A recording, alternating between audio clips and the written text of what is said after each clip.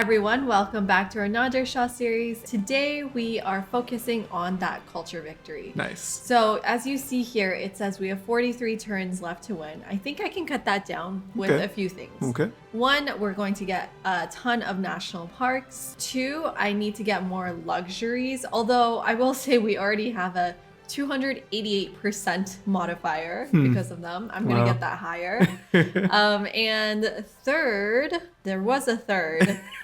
Flight. Yes, thank you. Flight. And third, we are going to try to reach flight as fast as possible, which means focusing a little bit on science. So we are about 4 techs away. So you may be wondering, why did we put England in the game, right? They seem pretty far apart. But the 19th century in Iran really is the history of British and Russian imperialism in Iran. You know, there's a kind of sense of like the British as being a constant kind of opponent, the meddling British. And so what happens in the Qajar period, the 19th century essentially, is that the British and the Russians become kingmakers in Iran, right? Nasir Shah, who will reign for most of the century, will be basically put on the throne by the Russians and the British. And they'll divide the country in two. The Russians will take the north, British the south. And so it really becomes a story of popular resistance to the British and Russians. And for this reason, the Qajars are kind of almost seen as collaborators. They're seen as people who sold out the country. Not necessarily always the case, but... Is it sometimes the case? It is sometimes the case, yeah. Which is one reason why they do kind of have a bad reputation. But 19th century is also a time period where you start to have British writers go to Iran. There's a famous novel. Ooh, we got the mausoleum. Yeah, Very we've nice. been here. We've been here. Whatever is left of here, it's just like Yeah. literally... It's a little pit. A little pit has left in Bodrum. Yeah, but they got some columns, you know, it's nice. It's better than the Temple of Artemis. Yeah. It's a very famous novel by this British guy, Maurier, who goes to Esfahan and he writes a novel called Haji Baba of Esfahan. Very racist novel, very problematic novel. But in the 19th century and early 20th century, there'll be a Persian translation of it, which is very important because it'll be used as an interior critique. So for that reason, even though the novel itself was a product of Orientalism, it kind of has a second life. At the same time, you know, Persian travelers start going to London. Nasir Shah will make many trips to Europe. So there'll be a lot more kind of direct encounter between Persian intellectuals and European culture. Yeah. That's not to say there wasn't a lot of interaction and exchange before, but it takes on a different character in the 19th century. So let's try to manage this city. It could use a builder and then pop out some population. One of the big innovations of Nasir Shah's time, right, from 1848 to 1896, is the introduction of photography, right? He's a really famous photographer. I think one of the first selfies, maybe? Yeah, inventor of the selfie, Nasir Shah. But we have other photographers as well, you know, who are in the court, but also traveling photographers. So it's a really interesting period for photography. Okay, so let's change our policies here. We need the new wonder one and the new builder one, and then I'm gonna actually switch this out for more science because that's the goal here.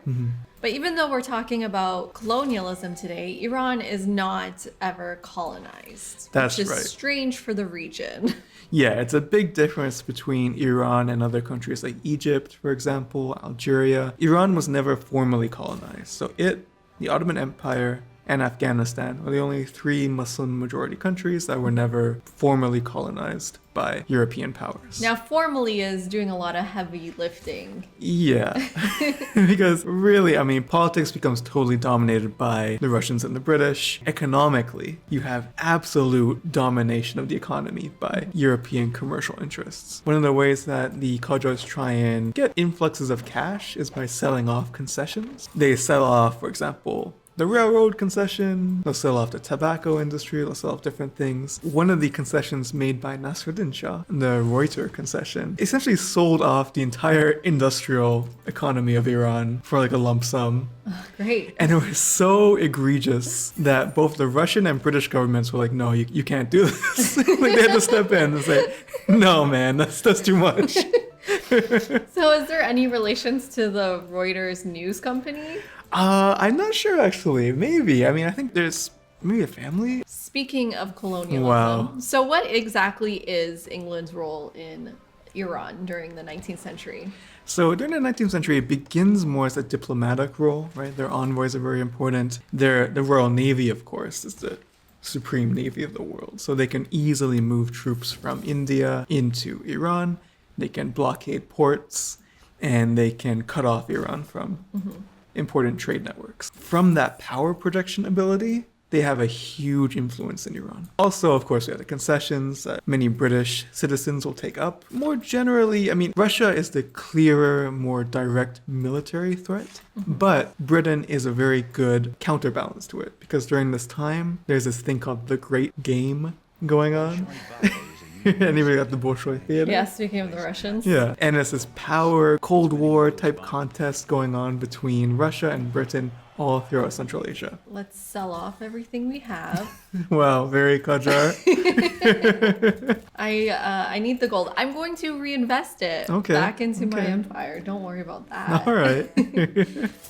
And we're going to settle this city. Okay. Just for national parks. And I think we gotta rename this city. Yeah, so maybe here can be Yazd, which is a desert kind of city. Yeah. It has very interesting architecture. The wind towers we talked about, there's a lot of them there. One thing you see during the Qajar period is religious theater, right? Passion plays become really formalized, standardized. We saw a documentary about it last night, actually. Yeah, it's a really good documentary. I highly recommend it. And in this documentary, they talk about how there was a tradition of people who would have these curtains, these screens that were highly decorated with images of Karbala, of the Shia passionate story, of the Shia tragedy of Karbala. And they would read these curtains, essentially. They would read out the stories in the images. And they're like reading from the images, essentially. Yeah. This is an art that's dying out, unfortunately. But it was very important during the Qajar period, especially because people, you know, they weren't necessarily literate. So they were learning these stories from this oral tradition. But you also have very formalized passion plays called tazia, which were performed in this enormous theater building that was built in Tehran during this period, which is a very interesting building. It has like an iron dome, which is very unique. Yeah. So it looks like our culture is getting up there. Yeah, I just need to make sure I'm always spending my gold, buying builders, things like that. So it's got to stay ahead of the curve. So is it the case that the Qajars did nothing, were useless? Well, there's one figure that is really sort of elevated in the historiography. This was the prime minister of Nasir Shah, Amir Kabir. Yeah, he would make a great governor, just like Ibrahim Pasha. Yeah, definitely. Amir Kabir just means great minister. He was very influenced by both the Tanzimat in the Ottoman Empire, the reform movement, and by the reforms in Russia, and by sort of European governmental practices. So he was responsible for founding the first university, the kind of modern university in Tehran. He instituted all these reforms. He kind of has this image of like a reformer who, had he been able to complete his project, he would have brought Iran into a kind of modern age. He was assassinated on the orders of Nasir Shah because of some palace intrigue. Because of that, again, this is another reason why Nasir Shah, not exactly beloved. There's also a second aspect, which is that during this time period, the early time period of Nasir Shah, you have the first really big revolt of the 19th century in Iran. Yeah. So I'm wondering if I can get to build 2 workshops fast enough. I guess it's not worth it. I think we'll just have to hard build through that. I guess I'll just go with ancient walls because they give you a little bit of tourism. And the other thing I want to make sure I'm doing is building all my paradisas before we get to flight, so we have the tourism ready to go. Sounds good. So that's what the builders are for. Okay, it says victory in 9 turns. Oh, that's fast. That's going to be a sub 150. Well, that thing just fluctuates a lot, so we'll see. Okay. So there's 3 big revolts that happen during the Qajar period. The last one brings an end to the Qajars. But the first one is the Babi revolt. And the Babis are a sort of kind of sect of Shia Islam, but they very rapidly develop into a new religion. There's a radical break with Islam. This is around the 1850s. 1840s is when Ali Muhammad Shirazi, who will later call himself the Bab, the Gate, began preaching this new religion. He will write a text in Persian, that will be the new holy text for this religion, begin with some support from the Qajar nobility, right? They'll see him as kind of giving a nice counterbalance to the Shia clergy. Here again, we have the British and Russian influence. One of the things that the Bab preaches is communal property, sharing of property. One of the most important leaders of the Babi movement is a woman named Tahireh. She will preach equality between men and women. She will, again, preach very radically about reform of the family structure, reform of economic relations. And so you'll read in the British text, and this is the 1850s, remember, so Marx has just published a Communist Manifesto. In these reports, they'll say there's a new communist movement arising in Iran called the Babis. We got to put a stop to it. Of course, it wasn't just the British and the Russians. It was also very much established power brokers in Iran saw this as a threat. Once the tensions between Nasruddin Shah and the Babis erupt, there will be a group of Babis that will try to assassinate him. And at that point, it becomes open warfare. This revolt will last several months. But by the end of it, the Babis will be driven underground in Iran or forced to flee to the Ottoman Empire, and many of them will be killed. But that revolt will be really important because many of the reformers later on will either themselves have sympathies with the Babis or they'll be inspired by what they showed was possible through the act of revolt. In the 1890s, you have the next big revolt. This is the tobacco revolt. What happens was there's another big concession Nasruddin Shah grants. He says to this British guy, okay, all tobacco in the country, I'll sell this to you. All the tobacco. all production, all cigarette making, everything, I'll sell it to you for a one-time fee, and you can pay me like a percentage of the profit later on. But during this time, every class of society smokes in Iran. So this is like hitting everyone directly in their daily activities, their daily pocketbooks. Immediately, there's huge protests, right? Both the Shia clerics declare a boycott, as well as the secular intellectuals, as well as the urban guilds, the middle classes. And this is the first, one of these protests that really is cross society happening. And so eventually he does have to back down, right? Nasruddin Shah has to back down. He says, okay, never mind. This is causing too much grief, too many problems. And, the customs officials and the concessionary officials were also not acting in a very subtle way. There's a very famous incident where a Belgian custom official was pictured in the costume of a mullah at a costume party. What? Yeah, making fun of Islam. 1904, I think. Are you kidding? Yeah, so as Canadians, we know this situation very well. And so obviously... No comment. So people understandably were very upset about this. They just acted in such a boorish, insensitive manner. They're very easy to hate. In 1905, you have now the final, most important revolution, the Constitutional Revolution. And what happens in this case is that a very minor incident, right? A person was beaten in the market by a police officer. Minor? I mean, on the world scale, I guess. But this, provokes a huge, uprising. And here, actually, the British, again, play a role, but it's kind of a positive role. Because what they do is disaffected people go and seek refuge at the British embassy. They start flooding into the British embassy garden. They start setting up camps. And because it's an embassy, the Qajar police can't do anything about it, right? So whilst they're in the protection of this embassy garden, they actually start talking about what we can do, right? What this revolution is, what is democracy, what is a constitution. It becomes this immense training ground for the revolution, right? It becomes that arena, that forum. So here, the British, I guess just by not doing anything, they were playing a somewhat positive role. That revolution, then also there's a huge outbreak in Tabriz, in that city revolts. And so all across the country, you have this outbreak of revolution. And so eventually, by this point, as Muzaffar ad-Din Shah has to accept the constitution. Right. And we get Patala Palace. Nice. So now we can have a new card in here. Wow, this is a nice card. And apparently we're winning in 5 turns. 5 turns. The number's been changing a lot, but we'll see if we can get that. If I can get sub 150, I will be very happy. I think it maybe shows that Monopolies is a bit OP. Yeah, let me just show you. Monopolies is 348% modifier. Not bad. Okay, so whenever I renew my friendships, I always sell my open borders first for 9 gold, as if that matters. And then I get my alliance, just to make sure I squeeze out every little bit out of them. So with the Constitutional Revolution, you said 1905, right? this is a very early one in the region, but also in the world, right? It is, right? Like, you have the 1905 Russian Revolution, which is also a constitutional one, right? But then it's Iran, actually. The Ottomans come later. China... And they look to Iran. They look to Iran, that's right. Yeah, and they see what's going on in Iran. Of course, the Ottomans had a constitution from earlier, but it wasn't a revolutionary constitution. And of course, what you have in Iran with the revolution is this huge liberalization of the press. You have now political parties that are actually really viably contesting for power.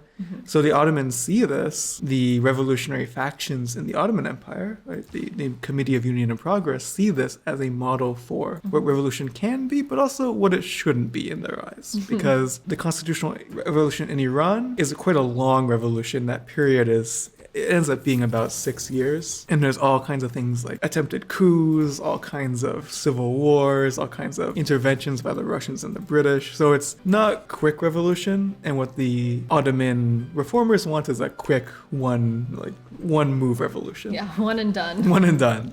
Okay, this horseman needs to go. I wanted to wait for it to convert, but I don't think that's happening. 3 turns. Wow. Yeah, it feels like a lot of my decisions don't matter too much anymore. But I'm just going to keep making them. Okay. So what's the next revolution? Let's get to it. Next revolution? Well, there's a famous book by Ervand Abrahamian called Iran Between Two Revolutions. So the Constitutional Revolution and the 1979 Revolution are often considered to be like the 2 major ones of the 20th century. But of course, what you can see here is that like with the 3 revolutions in the 19th century, or the Qajar period, Babi Revolt, tobacco protests, and constitutional revolution. In all 3 of them, the Qajar state is kind of the obstacle, right? Like even if they're actually against the imperial powers, the Qajar state is a hindrance to these events through which the Iranian nation is being defined, right?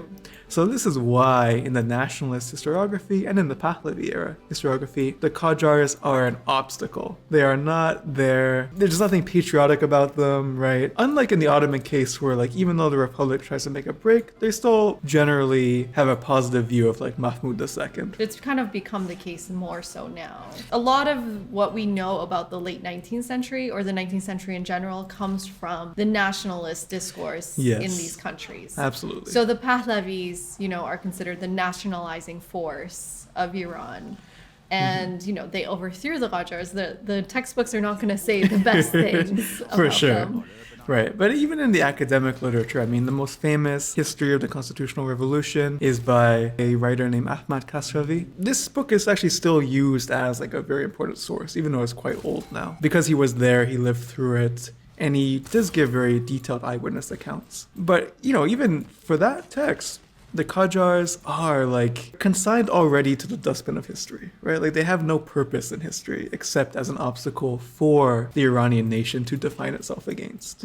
It's been a long time trying to recover the Qajars as a kind of interesting, relevant topic for contemporary historians. And even we saw 2 documentaries last night. We're trying this thing where we turn off our like computer screens and phone screens at night so we can sleep and watch things that'll put us to sleep. Yeah, and it did. It did. I mean, we watched the full thing, but it made us, sleepy. And it was about the Qajar wall paintings and the restoration of it. And the whole time they were really roasting the Qajars. Essentially the idea was that the Qajars spent all their time focused on painting, pleasure, living in the harem, and not actually focusing on developing the country. Exactly. But the way I see it is that, fields have their own timeline.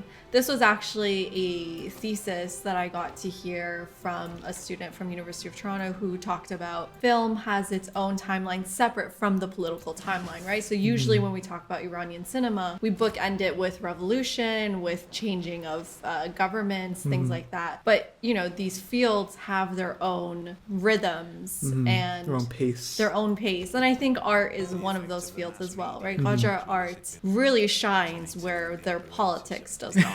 Right. I mean, the artwork, the literature, right? I mean, out of the late Qajar period, you have so many writers who will be so influential later. Dekhoda, right, is the name of the Persian Language Institute now, right? And he was a writer from that time period. His satires today are still funny. Their focus on aspects of architecture, photography, literature, produce things that we can still appreciate today, right? So in that sense, I mean, there's a real importance to the study of Qajar art and period. Okay, we got another national park going Nice. here.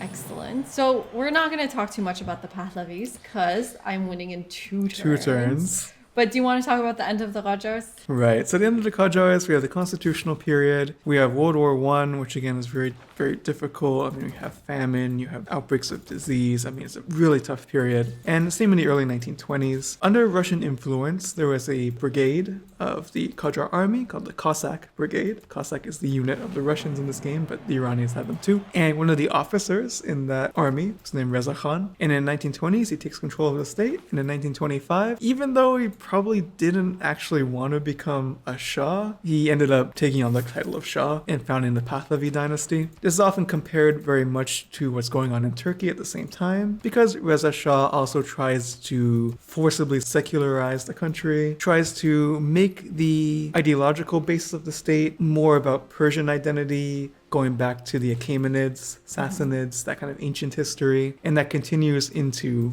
the later Pahlavi period, especially. You know, the calendar has changed, so the date becomes when Cyrus took the throne. Architecturally, there's a lot of influence from ancient Persian architecture, so they're really trying to re-establish the state on that lines. But as 1979 shows, that was not necessarily the most successful project. And of course, there's so many texts, so many academic textbooks trying to understand the roots of 1979 in the Pahlavi period, but also in the Qajar period as well. Okay, so we are officially, I think, one turn away. One turn away.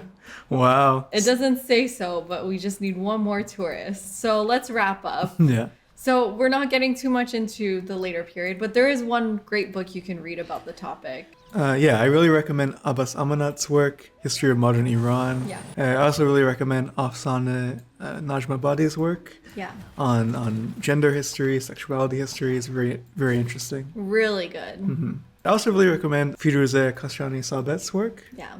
Also, again, really interesting, like kind of reframing how national history works in Iran. Yeah, but overall, I think I really like how they did Nader Shah in this game. I think as we saw, the culture, the power of Persian culture in this game is intense. Yep. The power of Persian culture. Yeah. Let me just sell off everything again. Pulling a Qajar. Yeah. Nasir Shah over here. Oh, and make sure I get open borders with her. Okay, so let's see. Let's see. Let's see. Is this the turn we win?